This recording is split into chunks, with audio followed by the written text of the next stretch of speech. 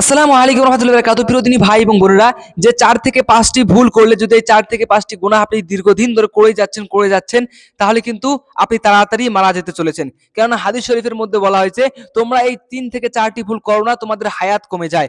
আমরা অনেক কিছুর কারণে নিজেদের হায়াত নিজেরাই কমিয়ে নেই অনেক সময়, আর সেটা কি আল্লাহকে দোষী সাব্যস্ত করি।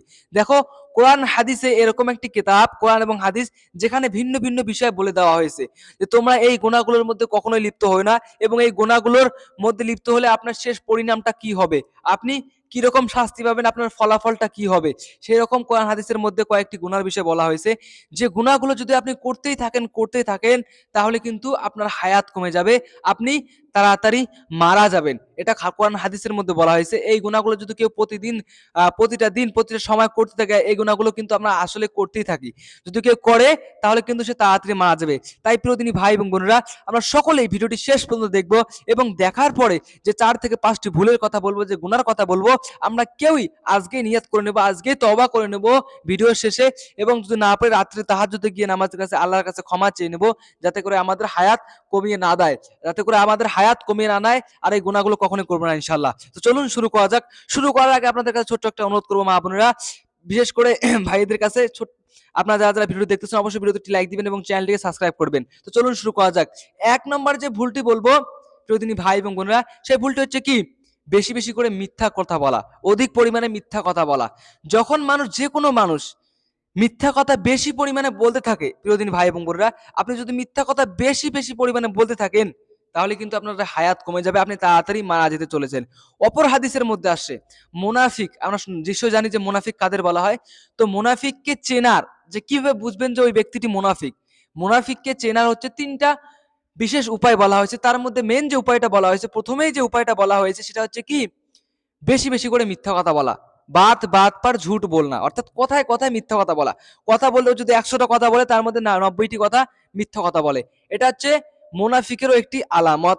এবং এই গুনাহটা যদি আপনি প্রতিদিন করতে থাকেন, বেশি বেশি লিপ্ত থাকেন, তাহলে কিন্তু আপনার হায়াত কমে যাবে। এবং যদি আপনি মিথ্যা কথা বেশি বলেন অধিক পরিমাণে, আপনি যখন আমল করতে যাবেন, কোরআন তেলাওয়াত করতে যাচ্ছেন, অথবা নামাজ পড়তে যাচ্ছেন, অথবা নামাজের মধ্যে দাঁড়াচ্ছেন, ইবাদত যেকোনো করতেছেন, সেটা কিন্তু সহজে কবুল হবে না। কেন? মিথ্যা কথা বললে নিজের মুখ দিয়ে, নিজের জবান দিয়ে এক ধরনের দুর্গন্ধ বেরোয়, এবং এই দুর্গন্ধ নিয়ে আপনি যখন নামাজে যান, আপনার কাছে ফেরেশতা আসে না, আপনার কাছে কোনো রকম ফেরেশতাই আসে না, বরকতের ফেরেশতা আসে না। এই জন্য প্রিয়দিনী ভাই এবং বোনেরা, 1 নম্বর যে গুনাহটির কথা বললাম, সেই গুনাহটি হচ্ছে কি, বেশি বেশি করে অধিক পরিমাণে মিথ্যা কথা বলা। যদি আপনি অধিক পরিমাণে মিথ্যা কথা বলেন, তাহলে আপনার হায়াত কমে যাবে, এবং আপনি তাড়াতাড়ি মারা যাবেন। তাই আমরা বেশি বেশি করে মিথ্যা কথা বলবো না ইনশাআল্লাহ। দ্বিতীয় যে বিষয়টি বলবো, সেটা হচ্ছে কি, লা তাকরাউজ জিনা। তোমরা জিনা বেশি বেশি করে, যে পরকীয়া লিপ্ত হয়, জিনা করে, কোরআনের মধ্যে বলছে কি, তোমরা জেনা তো দূরের কথা, জেনার ধারে কাছে যেও না। যদি কেউ জেনাহ করে, আর আমরা সকলেই জানি, যদি কেউ বিয়ের আগে জেনাহ করে, তার জন্য কি 100 কোড়া মারা, 100টা বেতের বাড়ি মারা। কোরআন এবং হাদিসের কি, এটা হচ্ছে শাস্তি দেওয়া, 100 বেতের বাড়ি মারা। কিন্তু এখন যেহেতু জেনারেশন অনুযায়ী ইসলামিক কায়দা কানুন আইন মানানো হয় না, তাই এই শাস্তিটা দেওয়া হয় না। আপনার জন্য ব্যাড লাক, যদি আপনি জেনা করে থাকেন, তাহলে কিন্তু আপনি হয়তো দুনিয়াতে থাকা অবস্থায় শাস্তি পেলেন না। এটা ভাববেন না যে আমি শাস্তি পাবো না। মৃত্যুবরণ করলে দুনিয়াতে যদি আপনি 100টা বেতের বাড়ি খেলেন তাহলে কিন্তু সমস্যা নেই। দুনিয়াটা আপনি সহ্য করে নিতে পারেন, কোনো সমস্যা নেই। কিন্তু মরার পরে যদি আপনি 100টা বেতের বাড়ি মারা হয়, একটা বেতের বাড়িতে আপনি ছিটকে ছুটকে আপনার শরীরে 4-5 টুকরা হয়ে যাবে। ধ্যান রাখতে হবে। আর যদি আপনি বিবাহর পরে, যে পরকীয়া নিন্দা, যদি বিয়ে করে থাকেন, বিয়ের পরে যদি কেউ জিনাহ করে, আমরা সকলেই জানি তার শাস্তি কি, রোজো, অর্থাৎ অর্ধেক পুঁতিয়ে রাখে, তাকে পাথর নিক্ষেপ করে ঢিল মারে, তাকে মেরে ফেলা। এটা আমরা সকলেই জানি ইনশাআল্লাহ। যদি এই গুনাহগুলোর শাস্তি, যেহেতু এখন এই জেনারেশন অনুযায়ী ইসলামিক কায়দা কানুন জারি নেই, যার কারণে এগুলো হচ্ছে না। তবে মনে রাখবেন, এই জিনাগুলো যদি করতে থাকেন, আপনার কাছে তাহাজ্জুদ পড়ে তওবা করতে পারেন। যদি বিয়ের আগে যদি জিনা করেন, তওবা করে নিলে আল্লাহ তাও মাফ করে দিতে পারে। কিন্তু বিয়ের পরেরটা আমি বলতে পারলাম না, কেননা বিয়ের পরে আমি একটা হাদিসে পড়েছিলাম, যদি কেউ বিয়ের পরে জিনাহ করে, কাবা ঘরের যদি কালো চাদরটা নিয়ে এসে কিয়ামত পর্যন্ত কান্না করে, তার গুনাহ মাফ হবে না। বাকিটা আল্লাহ মাফ করে দিলে দিতে পারবে। ব্যাস, আমি কিন্তু কোনো কেতাবে পড়িনি যে মাফ হয়ে যাবে। বিয়ের আগে করলে মাফ হওয়ার চান্স আছে। তাহলে যদি আপনি পরক্রিয়া করেন অথবা জিনাহ করেন, তাহলে কিন্তু আপনাদের হায়াত কমে যাবে। আর কন্টিনিউ যখন আপনি করবেন এই জিনিসগুলো, তখন কিন্তু দেখেন, আপনি যখন গুনার কাজ করবেন, জিনা করেন, যেটাই কাজ করেন, যে গুনাহ করেন না কেন, সেই একটা জিনিস ধ্যান রাখবেন, তখন আপনি খারাপ কাজটা থেকে বেরোতে পারবেন না। যখন আপনি জেনা কাজ করবেন অথবা যে কোনো খারাপ কাজ করবেন, যে কোনো গুনাহ করেন, যখন একটা আপনার আদাত হয়ে যায়, আপনার একটা অভ্যাস হয়ে যায়, সেটা থেকে ফট করে আপনি বিরতে চাইলেও বেরোতে পারবেন না। এটাই হচ্ছে আল্লাহ তাআলা আপনার প্রতি গজব, যে আপনি একটা গুনাহ করার পরেও সেই গুনাহ থেকে বেরোতে পারছেন না, ওই গুনার মধ্যেই লিপিবদ্ধ থেকে যাচ্ছেন। এটাই হচ্ছে আল্লাহ তাআলার গজব। এটাই হচ্ছে আল্লাহ তাআলা আপনার প্রতি যে নারাজ হয়ে আছে, এটাই হচ্ছে একটা তার চিহ্ন। আপনি গুনার কাজ থেকে বেরোতে পারছেন না এবং ওই গুনার কাজ করে শান্তি পান। আপনার ভালো কাজ ভালো লাগে না।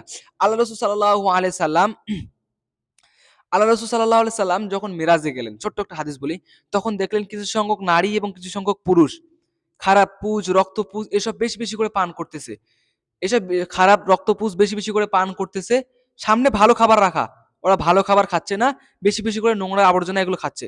তখন আল্লাহ রাসূল সাল্লাল্লাহু আলাইহি সাল্লাম ফেরেশতাদের জিজ্ঞাসা করলেন যে এটা এরা এরা এদেরকে এরকম শাস্তি কেন দেওয়া হচ্ছে? তখন বলছে যে এরা দুনিয়াতে থাকা অবস্থায় জিনার মধ্যে লিপ্ত ছিল। এদের সামনে হালাল খাবার রাখা ছিল, হালাল রাখা ছিল, ওটাতে লিপ্ত না থেকে ওরা হারামে চলে গিয়েছে। ওর জন্য এখন এই শাস্তি। তাই প্রিয় দিনী ভাই এবং বোনেরা, আমরা একটা ধ্যান রাখবো, এই গুনাহটা কেউ করবো না। যদি করি তাহলে আপনাদের হায়াত কমে যাবে, আপনি তাড়াতাড়ি মারা যেতে চলেছেন। এটা ধ্যান রাখবেন। তারপরে ৩ নম্বরে যে ভুলটির কথা বলবো, ৩ নম্বরে যে গুনাহটির কথা বলবো, যে গুনাহটি করলে আমাদের হায়াত কমে যায়। যে গুনাহটি করলে আমাদের কি? যে গুনাহটি করলে আমাদের মৃত্যু তাড়াতাড়ি হয়ে যায়, যে গুনাহটি আমরা সকলেই করি। কি গুনাহ? অন্তর কালো হয়ে যাওয়া। দেখেন প্রিয়দিনী ভাই এবং বোনেরা, আমরা অনেক সময় গুনাহ করতে, করতে যে কোনো গুনাহ কাজ করতে, করতে অন্তর কালো হয়ে যাওয়া। অর্থাৎ আমি এটা বোঝাইতে চাইতেছি, আপনি অন্তর কালো হয়ে যাওয়া কিভাবে বুঝবেন? বুঝবেন নামাজ পড়তে ভাল লাগে না। ইসলামিক কোনো বিষয়ে কথা বলতে ভাল লাগে না। কেউ যদি আপনার সামনে ইসলামিক কোনো বিষয়ে কথা বলে, আল্লাহ রসুলের, কোরআন এবং হাদিসের, আপনার মাথা চিড়ে যায়। অর্থাৎ আপনার মাথায় ঝটকা লেগে যায় একদম 1000 ভোল্টেজ। এরকম সমস্যা হয়ে থাকে না আমাদের মধ্যে? এটা ধ্যান রাখতে হবে। এটা হচ্ছে দিল কালো হয়ে গেছে, আপনার অন্তর কালো হয়ে গেছে। এখন আপনার আল্লাহর কথা ভালো লাগে না, আল্লাহর কালাম ভাল লাগে না, আল্লাহ যে আমলগুলো করতে বলেছে, যে হুকুম আহকাম গুলো বলেছে, ওগুলো ভাল লাগে না, আল্লাহর হাবিবের কথা ভাল লাগে না। কারণ আল্লাহ দলিল দিচ্ছে, আল্লাহ কোরআনের মধ্যে বলে দিয়েছে, খতামাল্লাহু আলা কুলুবিহিম ওয়া আলা সামিইহিম ওয়া আলা আবসারিহিম গিশাওয়া। যখন দেখবে আপনার আমল করতে ভাল লাগে না, কিচ্ছু করতে ভাল লাগে না, তখন বুঝবে খতামাল্লাহু আলা কুলুবিহিম, আপনার কলব, ওয়া আলা সামিইহিম, আপনার কান, ওয়া আলা আবসারিহিম গিশাওয়া, সমস্ত কিছু আজজার মধ্যে মোহর লাগিয়ে দেওয়া হয়েছে। এখন যাই বলুক আপনার মাথার উপর দিয়ে যাবে, আপনার ভাল লাগবে না। এখন গুনার কাজ করতে আপনার ভালো লাগে, গুনার কাজ করে আপনি এক ধরনের শান্তি পান, ভালো কাজ করতে ভালো লাগে না। তাই প্রিয় দিনী ভাই এবং বোনেরা, দ্বিতীয় যে গুনাহটির কথা বললাম সেটা হচ্ছে কি অন্তর কালো হয়ে যাওয়া। এটা সত্যি মারাত্মক ভুল। এটা এমন একটা ভুল যেটা থেকে আপনার কিচ্ছু করতে ভাল লাগে না, শুধু খারাপ কাজ করতে ভাল লাগে, ভালো কাজের একদম ভাল লাগে না। এটা ধ্যান রাখতে হবে। এই ভুলটায় কখনোই আমরা পড়বো না। যদি পড়ে যাই, এই ভুলগুলো করি, তাহলে আল্লাহর কাছে ক্ষমা চাইবো, আল্লাহর কাছে ক্ষমা চাইবো, তাহাজ্জুদ পড়বো, আল্লাহ অবশ্যই মাফ করে দিবে ইনশাআল্লাহ। তারপরে যে ৪ নম্বর ভুলটি বলবো, সেই ভুলটি হচ্ছে কি? হালাল হারাম না মেনে চলা, সুদ ঘুষের মধ্যে লিপ্ত থাকা। হালাল হারাম না মেনে চলা, সুদ ঘুষের মধ্যে লিপ্ত থাকা। প্রিয়দিনী ভাই এবং বোনেরা, সুদ এবং ঘুষ এগুলো এমন একটি বিষয়, দেখেন সুদ সম্বন্ধে হাদিস শরীফের মধ্যে আসছে, যারা সুদ খায় যদি তওবা করে নেয় তাড়াতাড়ি, তবে যদি ওটা থেকে বেরিয়ে আসতে পারে যত তাড়াতাড়ি সম্ভব, হয়তো কোনো একটা বিষয়, দেখুন এখন মা বোনরা আমরা বন্ধন ব্যাংকে গিয়ে লোন টোন নেই এইসবের ক্ষেত্রে, অথবা অনেক কিছু এরকম কাজ করে থাকে যেগুলোতে সুদ ঘুষ চলে থাকে। আপনি সুদ ঘুষ দিয়ে একটা জিনিস সবসময় মাথায় রাখবেন, সুদ ঘুষ হালাল হারাম, যদি আপনি হারাম পথে উপার্জন করেন, হয়তো পরিমাণটা অনেক বেশি, টাকাটা বেশি উপার্জন করতে পারছেন। আমি জানি যে হারাম পথে যদি কেউ উপার্জন করতে যায়, বেশি উপার্জন করতে পারে, হালাল পথে কম। কিন্তু একটা জিনিস মাথায় রাখতে হবে, হারাম পথে যে আপনি উপার্জনটা করতেছেন, যে টাকা পয়সাটা নিয়ে আসতেছেন আপনার বাসায়, সেই টাকার মধ্যে কিন্তু বরকত থাকে না, রহমত বরকত আল্লাহ তুলে নেয়। সেই টাকার মধ্যে কোনো রকম রহমত বরকত থাকে না। যতই আপনি টাকা বেশি করে উপার্জন করেন, হয়তো আপনার বাসা থেকে রোগ ব্যাধি হইতেছে না, অথবা বাসা থেকে অনেক রকমের পেরেশানি প্রবলেমের পর প্রবলেম ফেস করতেছেন। এরকম যে কোনো একটা খারাপ সিচুয়েশন থেকে আপনি বেরোতেই পারতেছেন না, এগুলোর ক্ষেত্রে টাকা পয়সা বেরিয়ে যায়। অর্থাৎ সেটা হচ্ছে কি?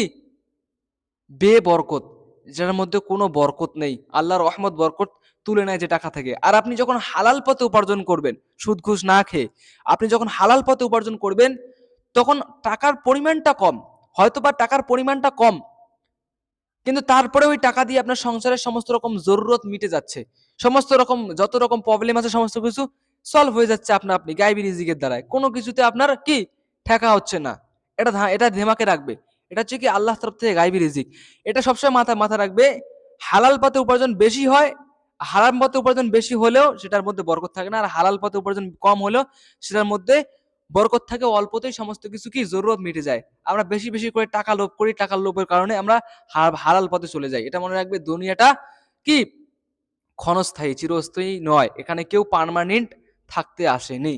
তাহলে প্রিয়দিনী ভাই এবং বোনেরা, আমরা সকলে জানতে পারলাম যে চারটি ভুল করলে, যে চারটি গুনাহ করলে আমাদের হায়াত কমে যায়। এক নাম্বার হচ্ছে কি, শর্ট করে আমি মুখতাসার ভাবে একবার বলে দিই। এক নাম্বার হচ্ছে কি, মিথ্যা কথা বলা, বেশি বেশি করে মিথ্যা কথা বলা।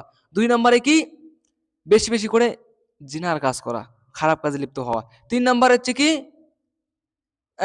অন্তর কালো হয়ে যাওয়া, অন্তর কালো হয়ে যাওয়া। চার নম্বরে কি, হালাল হারাম মেনে না চলা।